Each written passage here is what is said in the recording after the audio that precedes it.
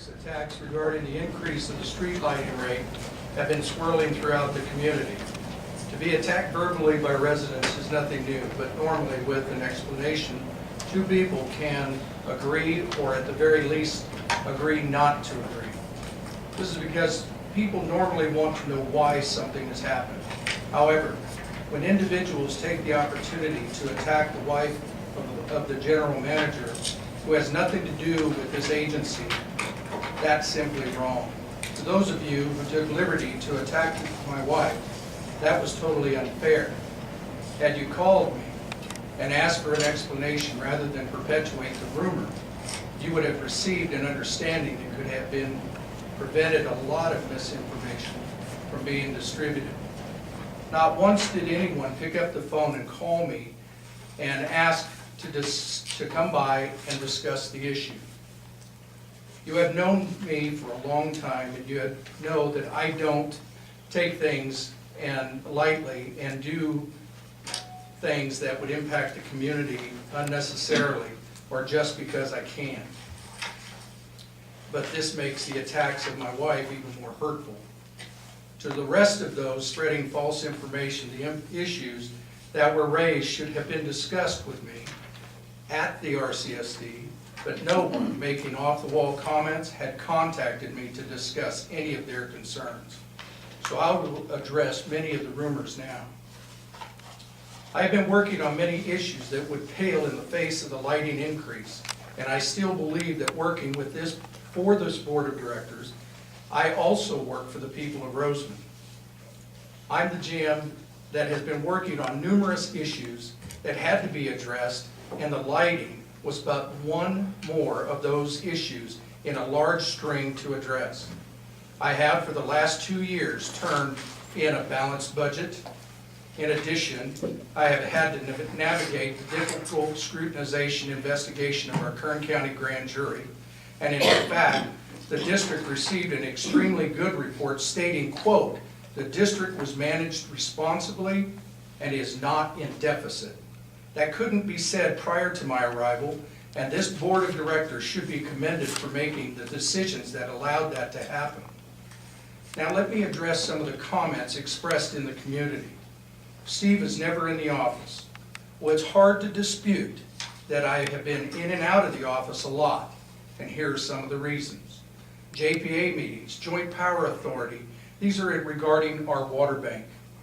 New association with our JPA partner, working out the relationship between our partner and the RCSD to determine exactly the role RCSD is playing in managing the maintenance of the water bank, a revenue stream for the RCSD.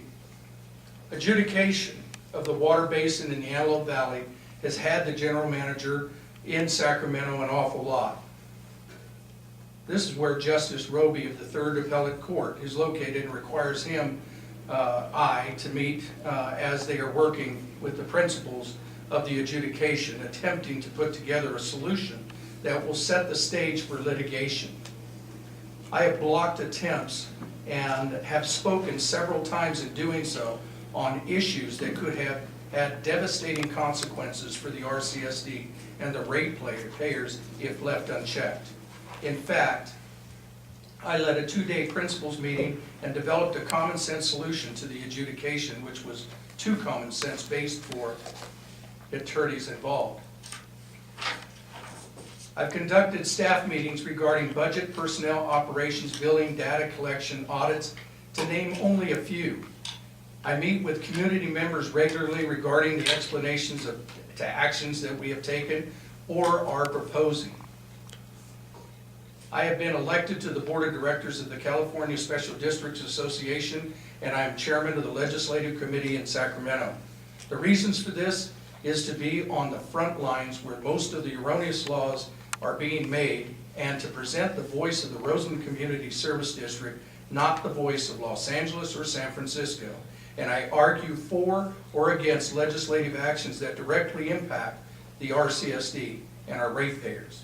Incidentally, for all of these meetings, my travel and lodging expenses are paid for by the California Special Districts Association and not the ratepayers of the Rosamond Community Service District. Development of reserve guidelines, for example, to keep the state legislature from raiding our reserves and leaving us with no option to fund long-term capital projects, prepare for emergencies, unexpected occurrences that need immediate attention, disasters, what-if scenarios. These things may sound far-fetched, but for proper management of the district and representation of our residents, it is vital. Not to mention the numerous attacks on special districts that could have cost the ratepayers significantly. All of this is part of providing the services that I do. Projects such as the recycled water line for sale of recycled water to a local project require me to attend meetings to negotiate terms for which the district will route pipelines either through easements on Edwards Air Force Base or along a Southern California gas right-of-way or along a county road. Meetings, and more meetings. That is what the general manager does, both in and out of the office, and while others are off, I'm still at work, and I work most Fridays and Saturdays, many times well into the night. I attend East Kern Economic Alliance meetings of the East Kern Water Alliance, KEDC Board of Directors meetings with solar companies, just to name a few. Second question, why do Steve and others go to training? Let me give you one example of what trainings have done for you. We have purchased for the district a new data system that will allow us to do what we need to do more efficiently. One component of that system cost approximately $25,000. In attending one class at one of these conferences, I learned that the component that we had purchased could not perform a very integral piece of information that I felt was a deal killer. I quickly located a replacement that can do what we needed to do. This conference saved the ratepayers $10,000. This is only one piece of information where we have learned, been informed, or participated in discussions that have led to savings. In addition, our staff of certified professionals are required by law to keep their certifications current. To keep current with ever-changing laws and regulations, we're able to keep the district in a position to provide a safe and adequate supply of water and minimize the chances of litigation. Number 3, Steve just wants a new car. He doesn't need a new car. The vehicle that I drive has belonged to 3 general managers, and I like the vehicle that I drive, but it almost has 130,000 miles on it, and the fixes to it have been on the increase. It's a Chrysler, and the longevity of this model can't be trusted. We have spent, to fix it, major repairs in excess of $2,500, several window repairs, and it's our policy in the district to rotate our vehicles at 110,000 miles. This allows for a decent trade-in value and avoids major repairs and minimizes the risk of mechanical failure that could produce an injury or a crash. Your general manager requested a not to exceed $50,000 from the board to move forward to allow him to negotiate a good price. The board didn't want to have a blank check out there and to allow for the negotiation of a best deal possible. Immediately, folks were assuming he was going out to buy a Cadillac of vehicles, when in fact he needed a vehicle to do the job that and he preferred a truck, but need to have a vehicle that will seat the maximum allowable of 7 people, because I regularly take groups around the district to the water bank, and in some cases have taken the high-speed rail folks to show them potential alignments. And another issue, to have a vehicle that gets decent gas mileage, not 13 miles to the gallon. Item number 4, he wants $3,500 to buy the general manager a new car, but can't even maintain the skate park. Well, here comes the skate park again. The first issue I just explained. Now the second comment. Olaf Landsgaurd should have done a bit of research prior to writing a misleading statement like this, for there were issues related to who could perform the work, as the property at the skate park belongs to the school district, and the employees of the school district apparently mentioned any work on that side could create a union issue. So until we determined how the work was going to be handled, it prevented us from moving as quickly as we wanted. The RCSD could not just go in there and start cleaning up the skate park for fear of getting the district into a lawsuit costing the ratepayers more money. Now the skate park, it is attached to the same Parks and Recreation District that the RCSD has zero money for. We have developed a plan to repay the $1.6 million borrowed for the Parks and Rec that won't impact the ratepayers one dime. Number 5, an administration who keeps its manager in Sacramento almost as much as here in Rosamond. Again, I've been in Sacramento a lot, but sitting in the office to wait for a question to be asked isn't a very good use of my time either. However, I stand committed to answer any question if it is asked of me. And regarding Sacramento, I'll say this. I have a great understanding of legislation, and our district, for which I regularly speak out in support or opposition of new legislation and how it impacts ratepayers negatively or positively. If you're not at the table, your voice isn't being heard. All of the meetings of the CSDA board, CSDA Ledge Committee, and the CSDA Regional Task Force are not charged to the RCSD. They are reimbursed by the California Special Districts Association.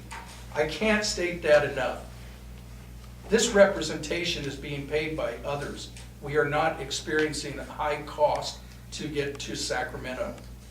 An administration with that attitude that, this is number 6, that we the people are there to serve the RCSD, adjust our lives around shorter hours, less water, and tripled water rates. Shorter hours began when the district was spiraling out of control and had to lay off some 28 employees and then instituted a modified 4-day work week. We looked at the work week, and in fact, that the community had already been experiencing a 4-day schedule for approximately 1 year, and looked at how we could save even more money by utilizing a full 4-day work week and increasing the day to 10 hours, cutting overtime, because the overtime normally came at the 5 o'clock hour at the end of the shift, and cutting that overtime and instituting a split shift to further cut overtime on the weekend for weekend response, and it resulted in some $70,000 in reduction in the first year of implementation. Less water, I'm not following this one, but if it's tied to the adjudication, Olaf really wanted to mislead the public, as he was well aware the adjudication is decided by a court of law, not a court of public opinion. I cannot stress enough that without direct participation of the RCSD, the district would not be able to share its positions, nor argue that the direction could do extreme harm to the district, costing us tremendously. We would lose in the process. Again, our voice is not heard if we're not at the table. Tripled the water rates 5 years ago. The district enlisted the services of Glenn Ryder and Associates to complete a rate study as required by law to determine if the district was funding all of their obligations and considerations. The district had not completed a rate study for at least 5 years prior to that time period. The rate study was presented in a public workshop, and it indicated a substantial increase was necessary. The necessary increase was too big to impose all at once, so the board at the time voted to implement the increase but phase it in over a 5-year period. This October will be the 5th of 5 years. Many of those commenting today about the unfairness of the rate increase didn't even attend the meeting to voice their opinion. This next October, as I've stated, will be the last of the 5 increases. Yet, number 8, with the reduced maintenance and costs of LED lighting, etc., RCSD seeks a 4-fold increase, which with a built-in CPI increase each year. Now this is totally misleading and makes no sense at all, The LED lighting that Olaf Landsgaurd attempted to mislead the public with was done only to district properties, not streetlights, and is already saving the ratepayers money by reducing power consumption by over 60%. We're on pace to save the ratepayers approximately 28% on our power costs, as our budget indicates, as early as today. And that dollar amount translates into approximately $130,000 in savings. Rosamond CSD does not maintain the lights. Southern California Edison maintains the lights. RCSD doesn't install the lights. SCE installs the lights. RCSD does not set the rates that are charged for the lights. Southern California Edison sets the rates and imposes a tariff on each pole with the blessing of the California Public Utilities Commission. Now let me ask this, as pointed out by Olaf Landsgaurd, this $1 per month or $12 per year fee that has been paid since 1969 and is now, in some cases, $52.10. Let's take a look at what other goods have done since then. A new house in 1969, $15.5. Today, $152. Gas, 35 cents a gallon. Today, approximately $4. Income, $8,800. Today, $45,000. Now, the big one. In 1969, electricity was 2.2 cents a kilowatt hour. Today, as of January 2013, in a report received today by Southern California Edison, the rate for electricity was 18.7 cents a kilowatt hour.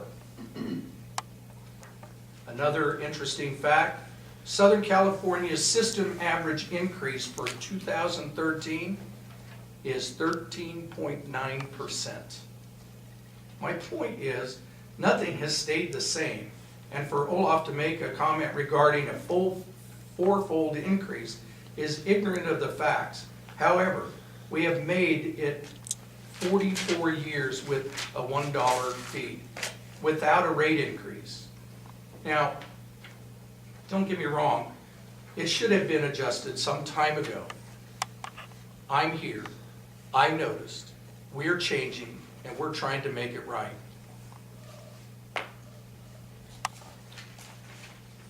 This board at the Rosamond Community Service District doesn't take rate increases lightly.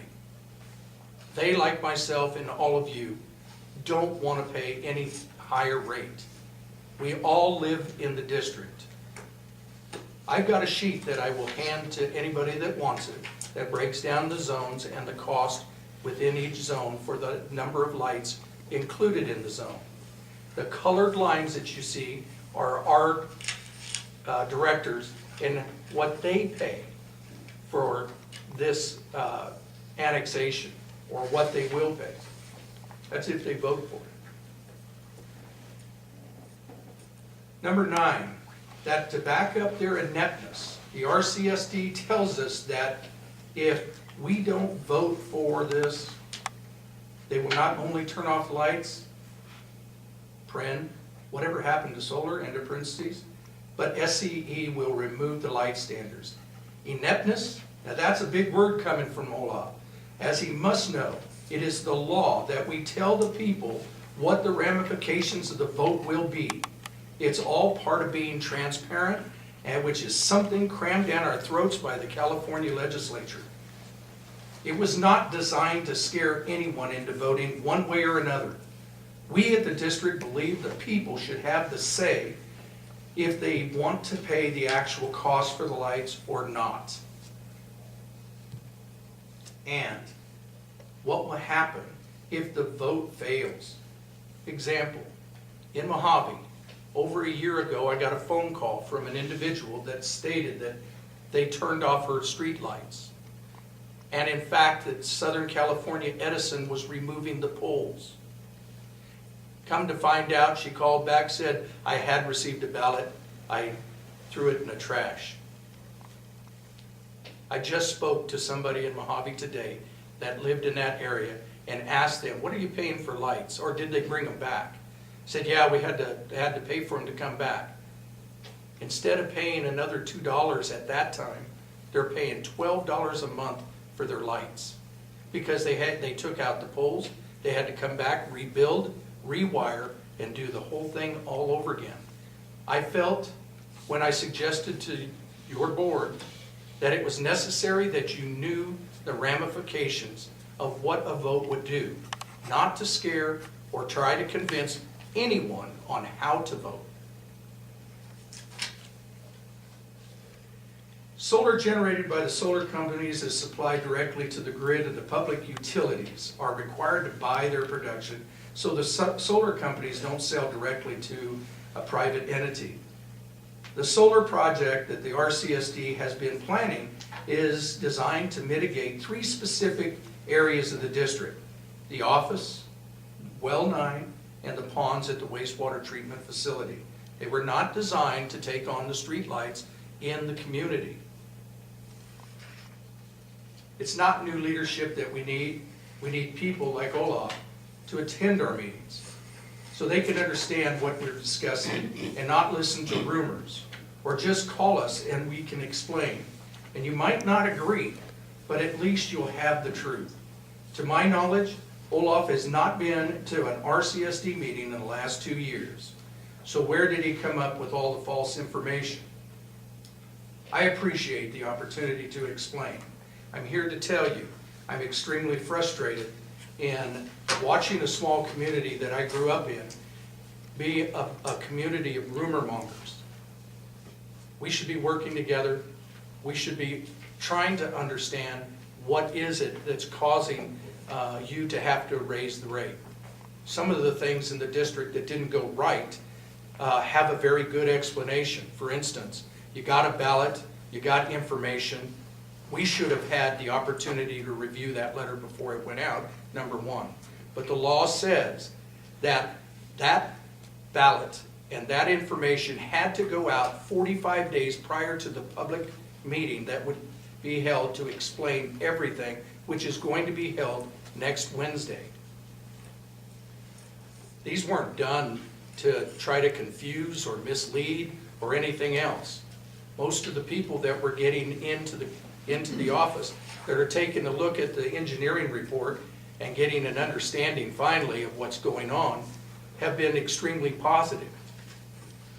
So I want to thank you all. Thank you, board, for allowing me the opportunity to speak, and I yield back.